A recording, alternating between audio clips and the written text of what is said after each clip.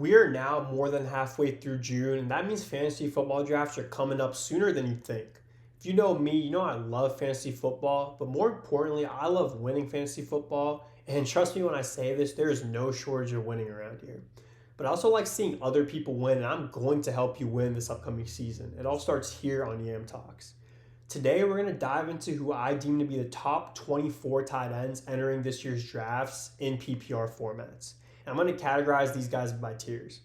Make sure you check out my videos on my top 40 running backs and top 40 receivers. I'll have those linked in the description and up here on the screen. But in those videos, I did mention I do think my rankings are going to change a little bit as we get closer to week one, but I wouldn't expect drastic changes unless we see some crazy news from around the league or injuries throughout the summer. But these are the tiers. So we got tier one, league winners. So there aren't really league winners at the tight end position like you do have at running back or receiver. But these are still guys who I think could finish as the tight end one this year and give you a huge advantage at a very thin position. And then we got tier two, very strong weekly starters. These are guys who I expect could finish as a top 3 to top 5 tight end this year and just give you really elite level production on a weekly basis. And then next we got tier 3 strong starters. So these are guys who I think aren't just tight end ones. I expect them to be top 10 to top 12 tight ends in fantasy this year. And you could start them confidently every week and most likely get impactful production most weeks. And then tier 4 solid starters. So these are more like streaming tight ends. I expect these guys to finish top 15 to top 24. And they're probably going to have weeks where they have tight end one numbers, but they're also going to have weeks where they're kind of a non-factor to your team's overall scoring. But with all the tiers out the way, we'll jump right in here with tier 1. Again, these are guys who I think could finish as the tight end 1 this year in fantasy. And we're going to start with the player who I think is by far the best option at tight end entering this year's drafts. That's Brock Bowers. So Brock Bowers, as a rookie, was the tight end 1 in PPR scoring last year. But because of that, he is going to cost you an end of first round, start of second round pick with a really high ADP.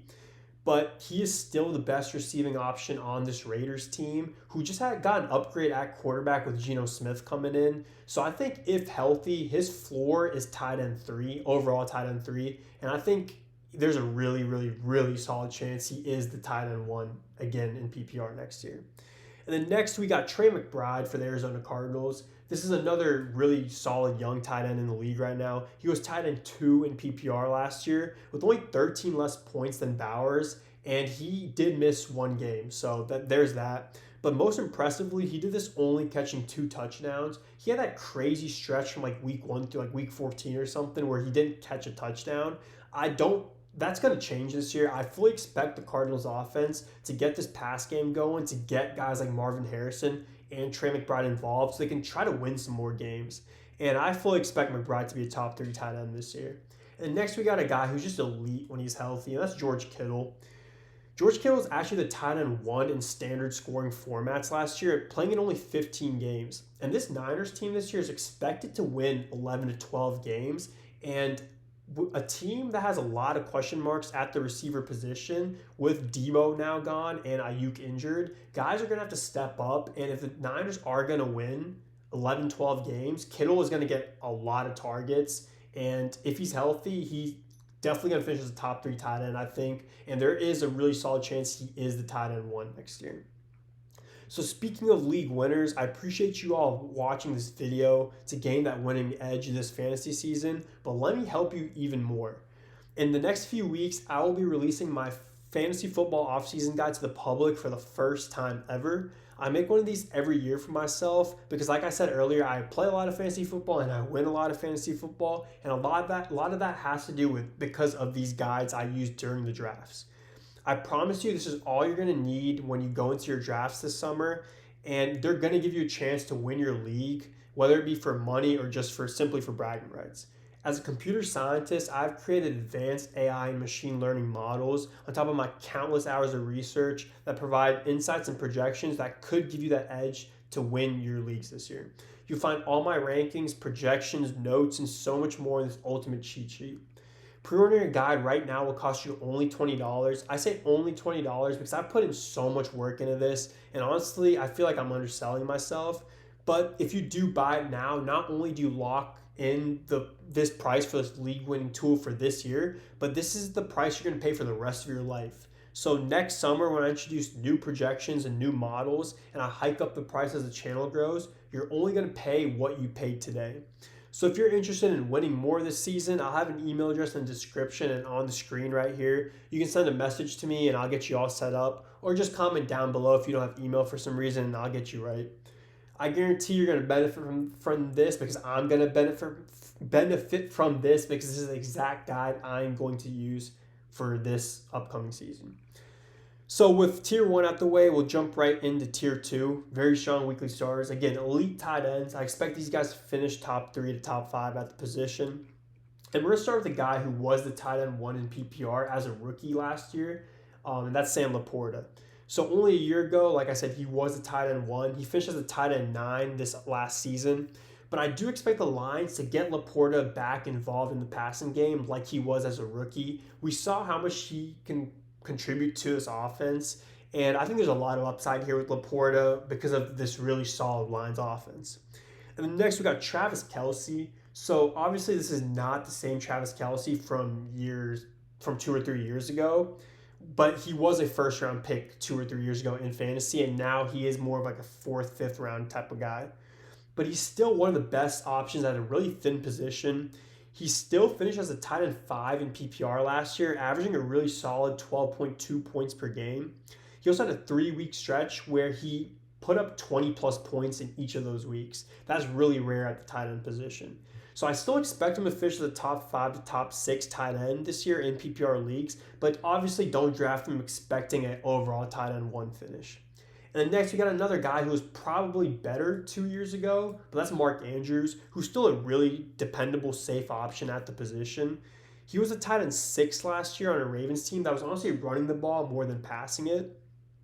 But he's still one of Lamar's favorite options when they do pass the ball. He caught 11 touchdowns last year. That is the most touchdowns caught by any tight end in the league last year. And that's also the most touchdowns caught by any Ravens player last year. So still expect a solid season out of the vet here in Mark Andrews, and he should finish as a top 5, top 6 tight end in my opinion. And then next we got a guy who I'm really high on, and that's Evan Engram. So Evan Engram was traded from the Jags to the Broncos this offseason, and the Broncos had a major need at the tight end position. So Engram missed most of last year with the Jags, but in 2023, he was the tight end 2, and in 2022, he was the tight end 5 in PPR leagues. He's one of the best receivers at the tight end position, and this is a Broncos team that does not have a lot of established receivers outside of Courtland Sutton. And look for Evan Engram to get a lot of targets, and I think he's going to end up being a PPR monster this year in fantasy. And then next we got a tight end who exploded last year, and that's Jonnu Smith. Jonnu Smith was a tight end 4 last year on a Dolphins team that had Tua missing a good chunk of the year.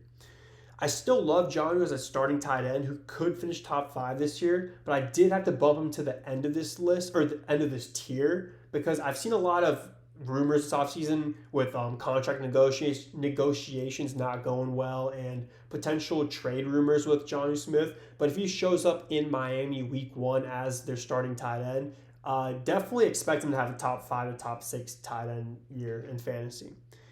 So next we move on to the next tier here, which is strong starters. So again, these are guys who I think are tight end 1s and could finish top 10 to top 12 at the position. And we got a guy here in TJ Hawkinson to start things off. So Hawk finished as a top 5 tight end 3 out of 4 seasons between 2020 and 2023. But the end of 2023 tore his ACL and MCL, which caused him to miss most of last year. I do have concerns with Hawk because of his knee, but also because we have JJ McCarthy coming in. He will be a rookie basically next year, and we've never seen him play a snap in the NFL. And I don't know what it's going to look like, what this offense is going to look like with Jefferson, Addison, and Hawk. But because of what we've seen in the past, I do think TJ Hawkinson does have top 8 to top 10 potential to finish as a top 8 to top 10 tight end this year. And then next we got a guy who's one of the most athletically gifted receivers at the position, and that's David Njoku for the Cleveland Browns. So Njoku was a tight end 11 last year in PPR, playing in only 11 games. He was averaging a whopping 13.5 points in those 11 games. He's still a very viable option at the position, but I do have to keep him here in this third tier because you do have the Browns who drafted Harold Fannin, another elite receiving tight end who just had the best tight end season, single season as for a tight end in the FBS in over 10 years. So Harold Fannin is no doubt going to steal some touchdowns and some receptions from Njoku. Plus, there's going to be a QB carousel here in Cleveland this year as they try to figure out who their guy is going forward. So that's going to affect Njoku's consistency. But still, I think he's a solid tight end one who I would be happy drafting in like the middle of drafts this year. And then next we got a guy who was a big surprise at the tight end position last year, finishing as a tight end 7. And he kind of had a resurgence in his career last year here in Washington. And that's Zach Ertz. So Zach Ertz, so he was a free agent this offseason. The Commanders awarded him a 1-year deal for this upcoming season. And backup Ben Snott has been honestly a no factor for this team. So I definitely expect Ertz to take on those tight end 1 responsibilities this year. I don't think he will finish as high as tight end 7 like he did last year because there are some new receivers coming in. But I do think there's definitely top 12 potential here just based on what we saw last year and the fact that this is a really dynamic offense with Jaden Daniels. So then next we got a guy who also had a really solid season last year, and that's Tucker Kraft. So Tucker Kraft easily emerged as the number 1 tight end on the Packers last year, and he finished as a tight end 11 in PPR last year. So both Luke Musgrave and Ben Sims combined for 11 receptions, 87 yards, and 0 touchdowns last year. Kraft alone had 70 receptions, 707 yards, and 7 touchdowns. So it's obvious he has a significant part and a significant role in this offense. And I definitely think we should expect him to be a top 12 tight end this season. And then next we got a guy who I'm also really high on, like Evan Ingram. And that's Mike Gesicki for the Cincinnati Bengals. So this offseason, Joe Burrow publicly stated he wanted Jamar Chase, T. Higgins, and Mike Gesicki back. Yeah, Mike Gesicki. So I'm very high on all Bengals offensive players this year because we saw the numbers those players put up in fantasy last year with that abysmal defense. And newsflash, guys, that Bengals defense has not gotten much better. Joe Burrow's still going to have to find ways to put up points, and all these players are going to eat. So Gesicki finishing as a tight end 13 last year. He's currently going in the last 3 to 4 rounds of drafts. So if you're adopting the approach of taking a tight end late in your fantasy drafts, here's a really, really viable, solid option who has legit top 12 potential. And then here to end this tier, we got Dallas Goedert for the Philadelphia Eagles. Personally, this is a player I'm going to fade this year in drafts. I said this with the Eagles wide receivers in my wide receivers rankings video, but all receiving options on this team have kind of been nerfed a bit, if you want to put it that way, with the offense the Eagles are running now with Saquon and Jalen Hurts. And that's not going to change next year with them running the ball because they just won a Super Bowl with that formula. So I do think there are going to be weeks where Goddard has really solid weeks, but I also think there's going to be weeks where he's just kind of non-existent. So I have him at the end of this tier, but I did want to include him in this tier out of respect for what we've seen from him in the past. And then next we move on to the last tier here, solid starters. So again, these are guys who I think are most likely going to be streaming options where they do have weeks where they're tight end 1s or have tight end 1 type weeks, but also weeks where they're kind of non-existent. But still solid bench guys, and again, solid guys you can pick up from on the waivers during the season. But first, we got Cade Otton for the Tampa Bay Bucks. So Cade Otton took a big step in his 3rd season in the NFL as a 600-yard tight end. He finished as a tight end 14 in PPR last year, averaging a solid 10 points in the 14 games he played. But my main concern here is that in Tampa, there's a lot of mouths to feed here with Mike Evans, Chris Godwin, Jalen McMillan, and now you have Emeka Egbuka coming in too. So I do think there are going to be weeks where Otton sees like 8 points or less and potentially becomes a touchdown-dependent guy, which isn't a consistent weekly starter, but still a really solid young tight end. And then we got next Pat Freiermuth. Honestly, a really dependable tight end. He finished as a tight end 9 in PPR last year, but I don't see a lot of upside with him this year because of a lackluster Steelers offense that might have some issues as the year goes on. And Then next we got Hunter Henry. So Hunter Henry was the tight end 12 in PPR last year. And honestly, if you're taking a tight end late in your draft, I would not be upset with having Hunter Henry as your starting tight end in deeper leagues. The Pats offense still doesn't have an established wide receiver one that Drake May can just constantly target. And Henry's definitely going to see a large volume of targets because he is a pretty dependable option. And until we see that wide receiver one emerge, whether it be Kyle Williams or maybe Stephon Diggs, but I wouldn't bet your money on that. Expect Hunter Henry to definitely see the ball a lot. And then next we move on to a rookie, our first rookie on this list, and that's Colston Loveland.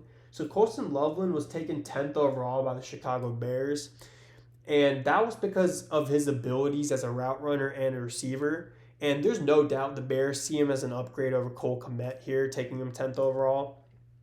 And we've seen what the new head coach of the Chicago Bears, Ben Johnson, did in Sam Laporta's rookie year. But historically, rookie tight ends have not been great options for fantasy. We've been spoiled these last 2 years, the Brock Bowers and Sam Laporta. So you could bank on that kind of upside, the Sam Laporta, Brock Bowers upside, by taking Colston Loveland. But there is also a really strong chance he's not a true tight end one this year in fantasy. And next we got a guy I'm not going to waste our time here. He was a tight end 15 last year. And until we see him be the top 5 tight end he was drafted to be, I just don't want to waste valuable minutes of your time or my time talking about him. And that's Kyle Pitts. Going to leave him in this tier, though, because, I mean, there's always the potential maybe he finally gets it figured out or the Falcons get it figured out with him. And then next we got Jake Ferguson for the Dallas Cowboys. So Jake Ferguson is entering the last year of his contract here in Dallas. He was the tight end 25 last year, but he was the tight end 9 the year before. And if Dak is healthy next year, Jake Ferguson will be relevant for fantasy, more so as a streaming tight end in my opinion. But the ceiling here is limited with both CeeDee Lamb and now George Pickens on this team. So again, we'll see how that plays out with Dak and the rest of the guys on the Cowboys. Next, we got another rookie. So personally, I like Tyler Warren more than Colston Loveland as a real-life prospect. He was also a first-round pick, taken at 14, so he does have the high draft capital.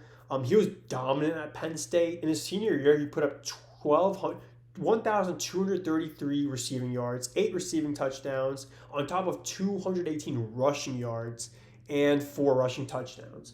So he's a really athletic, high upside tight end. But I would just lower your expectations his rookie year because this Colts team has a lot of question marks at quarterback. And again, historically, rookie tight ends aren't known to be like game changers in fantasy. And then next we got a guy who I'm expecting a breakout season for in his second year, and that's Brenton Strange for the Jacksonville Jags. So like we said earlier, Evan Ingram is no longer in Jacksonville, and Liam Cohen is coming in now, who is set to be an offensive guru as a coach, and he is going to bring in those offensive philosophies here into Jacksonville. And the throne belongs to Brenton Strange now with Evan Ingram gone. So I think there is real potential for him to be a top 15 tight end for fantasy this year, maybe even higher, depending on how Liam Cohen decides to run this offense. And then next we got Juwan Johnson. So Juwan Johnson was a tight end 17 last year, playing for the Saints. But the Saints gave him a bag this offseason, which I was not expecting. They gave him a $30 million deal over 3 years. When you pay a tight end that much money, it's because you want to get him involved in your offense. And this is a Saints team that's lacking offensive firepower at the receiver position. And their young quarterbacks are going to need a security blanket. So Juwan Johnson does have some really solid, potentially be a really solid streaming tight end this year. And then next we got, to end our list off here, Isaiah Likely. So Isaiah Likely was the tight end 16 in PPR last year. So apparently my dog's not a big fan of Isaiah Likely. But back to what I was saying. He was able to finish as the tight end 16 in PPR last year as the backup tight end to Mark Andrews. He just fits in really well with this Ravens offense and is going to see the field because of that. But that tight end 16 finish is honestly fool's gold at a very weak tight end position last year. In the 16 games he did play, he only put up 8 or more PPR points 6 times. And in the other 10 games, he only put up more than 5 points twice. So that's really concerning. He had a 26-point game week 1 and a 16.3 game week 5 that really inflated his finish as the tight end 16. So this is like the definition of a boom or bust player at the position. I just, you can't expect consistent, impactful production from him again on a Ravens team that runs the ball more and has Mark Andrews over him. But those are my top 24 tight ends. If you want to see the rest of my rankings, make sure you hit me up about the draft guide for this upcoming for your upcoming drafts, and I'll get you all set up. But thanks for tuning in, and keep your eyes out for a quarterback video coming out over the next week. And I'll catch y'all later. Peace.